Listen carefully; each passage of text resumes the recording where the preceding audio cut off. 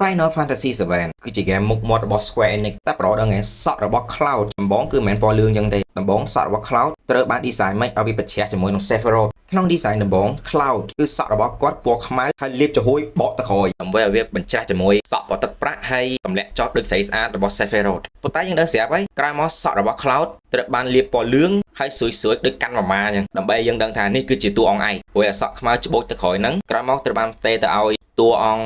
Angel Hurley អានត្រូវអត់ទេនៅក្នុង Crisis Core Final Fantasy 7 អត់ទាន់ចប់ទេទំនាក់ទំនងរបស់ Cloud ហើយនិង Sephiroth ត្រូវបានយកប្រធានបទតាម Samurai 2 នាក់ដ៏ល្បីរបស់ជប៉ុននោះគឺ Sasaki Kojiro ហើយនិង Miyamoto Musashi Kojiro តាមប្រវត្តិសាស្ត្ររបស់ជប៉ុនគឺគេនិយាយគាត់ថាគឺជាអ្នកពូកែម្នាក់ប៉ុន្តែចរិតគាត់មិនល្អភាសាអួតហើយនឹងអំនួតទៅលើខ្លួនឯងចំណែក Musashi វិញត្រូវបាននិយាយថាគាត់មានចំណុចល្អទាំងអស់របស់មនុស្សលោក Ayo really ចំណងហ្នឹងពីរអ្នកគាត់ត្រូវបាន solo គ្នា Kojiro គាត់បានប្រើដាវវែងដែលមានឈ្មោះថា Odachi មានប្រវែង90 សង់ទីម៉ែត្រដើម្បីឲ្យស្រួលប្រៀបធៀបដាវខាតាណាទូទៅមានប្រវែងតែ70 សង់ទីម៉ែត្រតែប៉ុណ្ណោះរួចចំណែកខាង Musashi វិញគាត់ប្រើដាវឈើមួយដែលធំខុសពីធម្មតាដាវឈើហ្នឹងធ្វើអំពីអាដងចង្វាយអុំទូករបស់ជប៉ុនពេលការប្រកួតនឹងចប់ Musashi គឺជាអ្នកឈ្នះហើយវត្តម្ដាលឈើចំកណ្ដាលធុង Kojiro បណ្ដាលបាក់ឆ្អឹងជនីចាក់ចូលសួតងាប់ព្រាមនៅកន្លែងអីអាដើរដៃចាញ់ដើរឈើ Game Designer Tetsuya Nomura គំនុំកំហឹងរវាង Cloud ហើយនិង Sephiroth គឺយកលំនាំតាម Samurai 2 នាក់ហ្នឹង